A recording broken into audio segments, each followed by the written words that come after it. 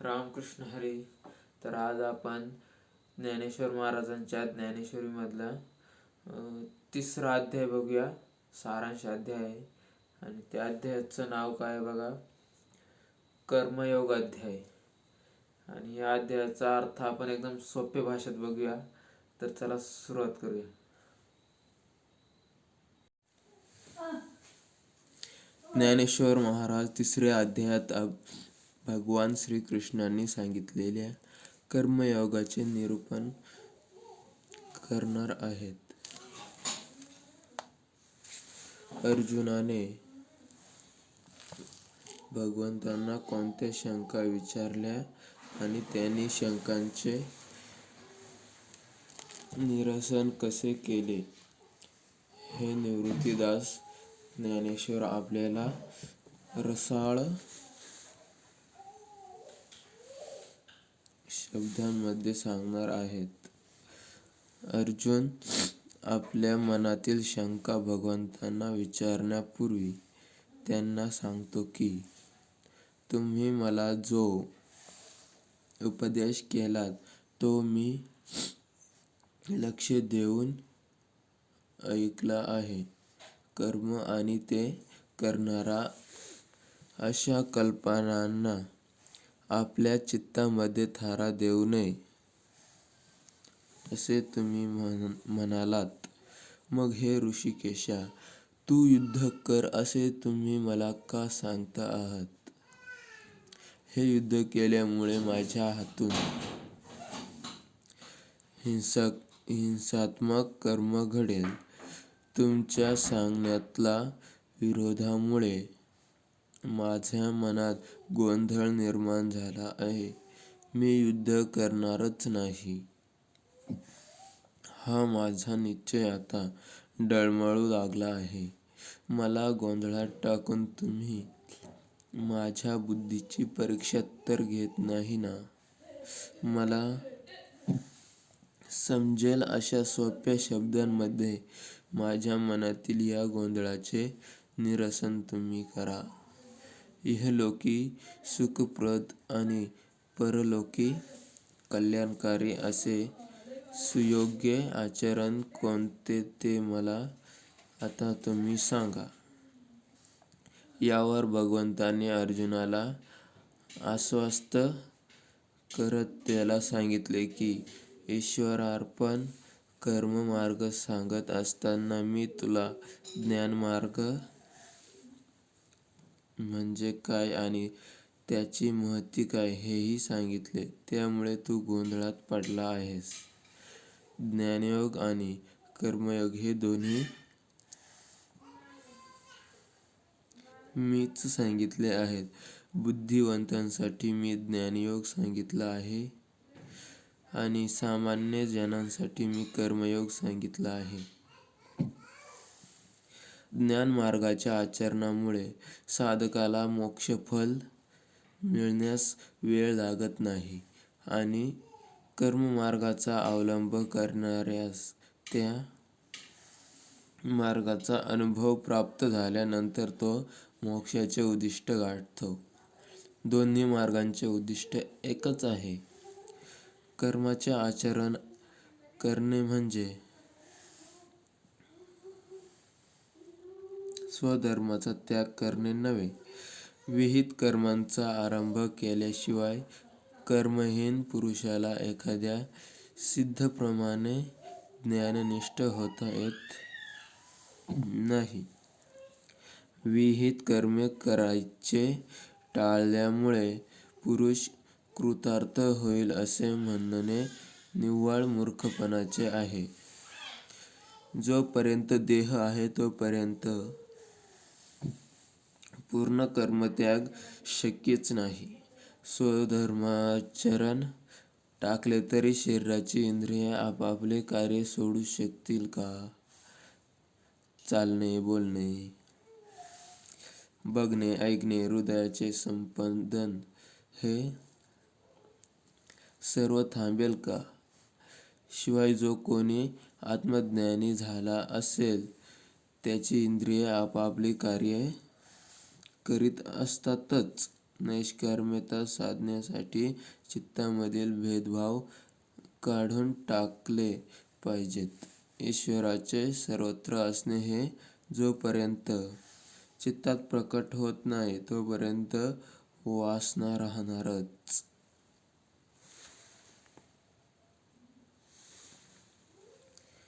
अंतर्यामी, निश्चल आणि परमात्म्याच्या ठिकाणी तल्लीन पण बाह्यकारी लोकाचरणाप्रमाणे वागणारा पुरुष हा निरीच्छ असतो. कमळाचे पान रात्रंदिवस पाण्यात असूनही ज्याप्रमाणे पाण्यात भिजत नाही, त्याप्रमाणे संसारामध्ये राहूनही जो सामान्य जन सारखा दिसतो, तो निरीच्छ असतो, तोच योगी असतो आणि तोच मुक्त असतो. कर्मरहित होणे हे या संसारामध्ये शक्य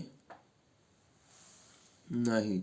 म्हणून अधिकाराप्रमाणे स्वधर्माचे आचरण करणे आणि त्या आचरणातूनच मोक्ष मिळवणे हेच सर्वस्वी योग्य आहे. प्राणी जेव्हा स्वधर्म टाकतात आणि वाईट कर्म करण्यास प्रवृत्त होतात, तेव्हाच ते जन्म-मरणाच्या फेऱ्यात अडकतात. पार्था, ब्रह्मदेवाने जेव्हा सृष्टी निर्माण केली, तेव्हाच प्राणी आणि त्यांचे वर्तनमार्ग नक्की केले. पण माणसांना विचार करता येत असल्यामुळे त्यांच्या मनात गोंधळ निर्माण झाला आणि ती ब्रह्मदेवाला शरण गेली आणि म्हणाली, देवा, या जगामध्ये शांततेने राहावयाचे असेल तर आम्ही कोणाचा आधार घ्यावा? यावर ब्रह्मदेवाने स्वधर्मरूप यज्ञाचे सामर्थ्य आणि मोठेपणा माणसांना सांगितला.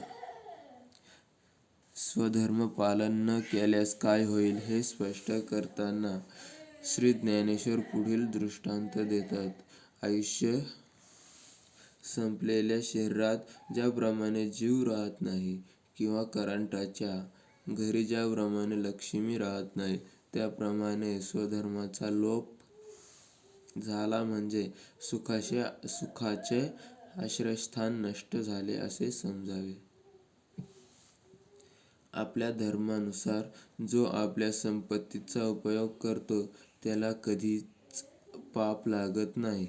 स्वधर्म पालन करताना जे अन्नदान, अन्नप्राशन वगैरे करावे लागते ते म्हणजे सुखाचा उपभोग नव्हे. असाध्य व्याधीला औषध म्हणून अमृत मिळावे तसे ते भोग होत. स्वधर्माचरणाने प्राप्त झालेली अनादि सामग्री स्वधर्माचरणासाठीच वापरावी.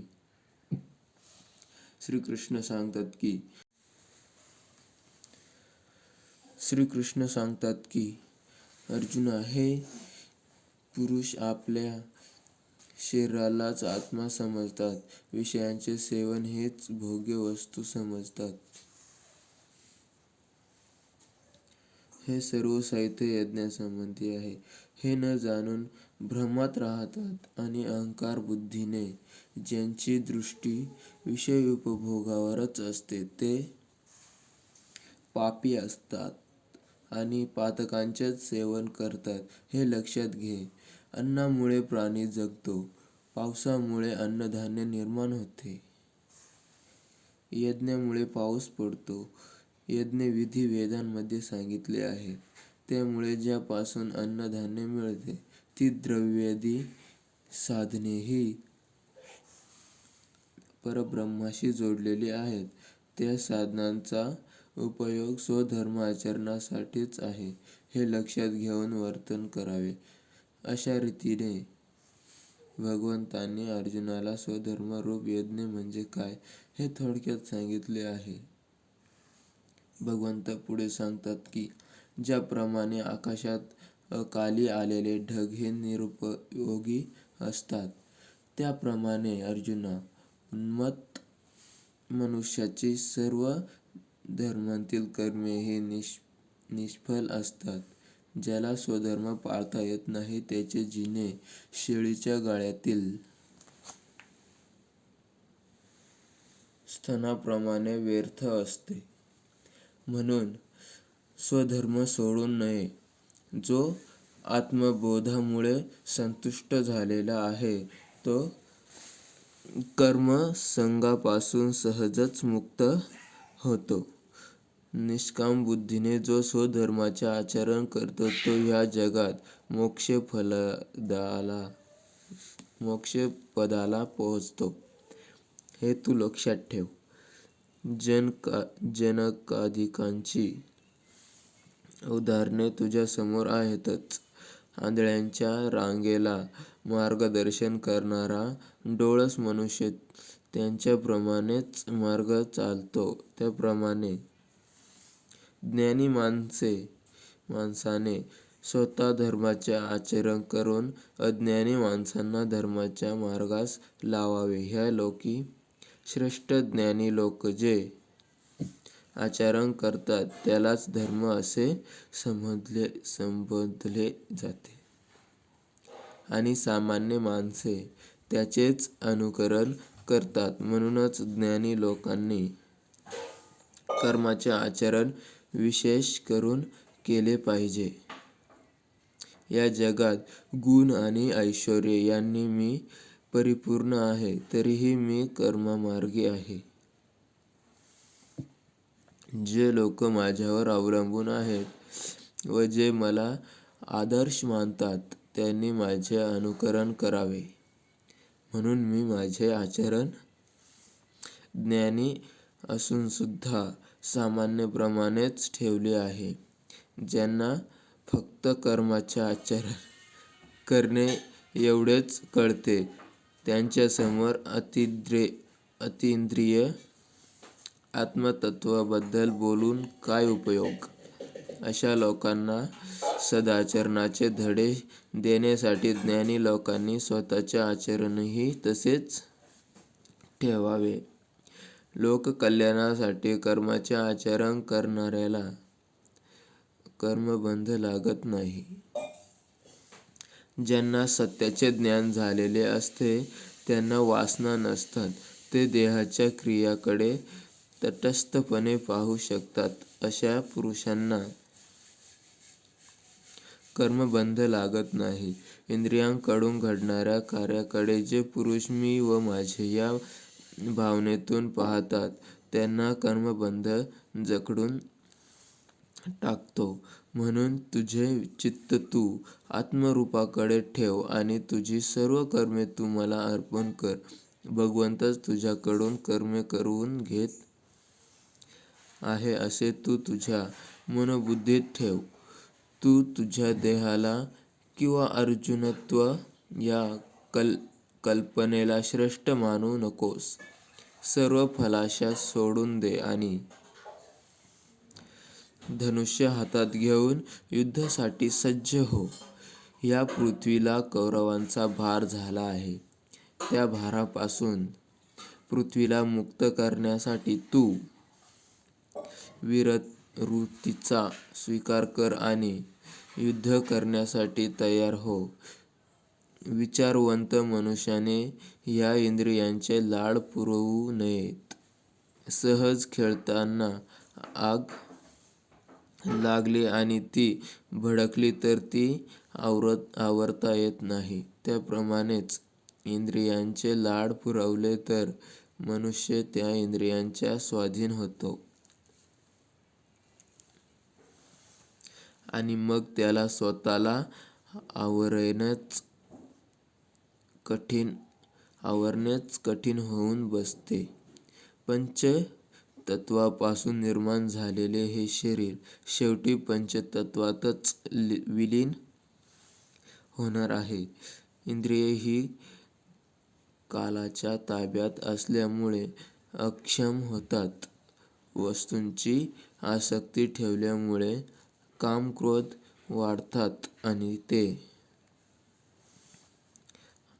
आपलाच घात करतात. यापासून जर सुटका हवी असेल तर केवळ कर्तव्य या भावनेतून स्वधर्माचरण करावे. स्वधर्माचे आचरण करत असताना मनुष्याचा जीव जरी खर्ची पडला तरी तो दोन्ही लोकी श्रेष्ठ असतो.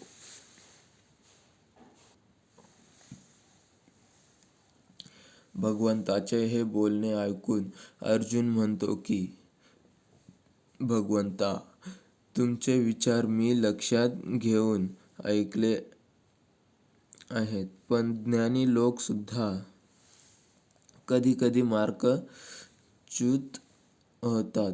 हे कसे? कोणते मनोधर्म एवढे बलवान आहेत की जे ज्ञानी लोकांनाही बिघडवून टाकतात? ते कृपा करून तुम्ही मला समजावून सांगा.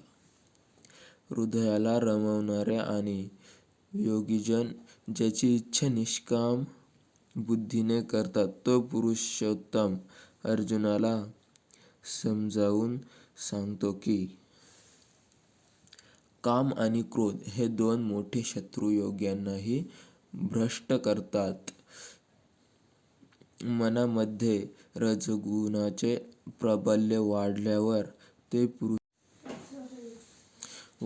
ते पुरुषाला आपल्या ताब्यात घेतात आणि त्याच्याकडून दुराचरण करून घेतात. अशा तृष्णा आणि भ्रांती या तिघी या कामक्रोधांच्या सेविका आहेत. या सेविका पुरुषाची शांती नष्ट करतात. काम, क्रोध किंवा राग, द्वेष चित्ताशी इतके चिकटून असतात की ब्रह्मदेवादिकांनाही त्याचा ठावठिकाणा लागत नाही. चोर पावलांनी आलेले हे काम, क्रोध पुरुषाच्या चित्ताचा ताबा मिळवतात. याचा नाश केल्यावरच ज्ञानाची प्राप्ती होते.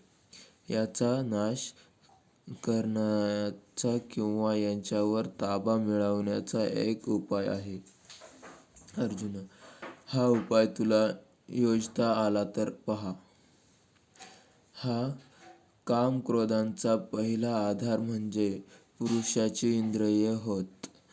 पुरुष प्रवृत्तिशील म्हणजे बहिर्मुख असला तरच कृतिशील राहतो. तुला जर बुद्धीने चित्तावर ताबा मिळवता आला आणि तू जर अंतर्मुख होऊ शकलास तर तुझे मन ह्या वैरापासून बंधमुक्त होईल. कामक्रोधाचा नाश होईल. मोक्षानंदाच्या लक्ष्मीचा तू स्वामी होशील. गुरु शिष्य हे नाते शिष्याला जीव शिव ऐक्याचा अनुभव देण्यासाठी असते. तू जर स्थिर राहून अंतर्मुखता साधू शकलास तर हे जीव शिव यांचे ऐक्य अनुभवून तू निरंतर आनंदामध्ये राहशील. देवांचा देव लक्ष्मीनाथ याने कामक्रोधांवर कसा विजय मिळवायचा यावर उपाय सांगितला. आता पुढील अध्यायात भगवंत आणखी काही महत्त्वाचे ज्ञान पार्थाला सांगणार आहेत आणि पार्थ त्यावर आपल्या शंका विचारणार आहे. हा कृष्ण-अर्जुन संवाद ऐकण्यामुळे जो आनंद मिळणार आहे त्याची तुलनाच करता येणार नाही. म्हणून निवृत्तिदास ज्ञानेश्वर श्रोत्यांना विनंती करत आहेत की, श्रोतेहो, आत्मज्ञान प्राप्तीच्या चांगल्या तयारीने तुम्ही हा कृष्ण-अर्जुन संवाद ऐका. बघा, खूप चांगल्या प्रकारे इथं सारांश सांगितलेला आहे. चला भेटूया पुढच्या अध्यायामध्ये.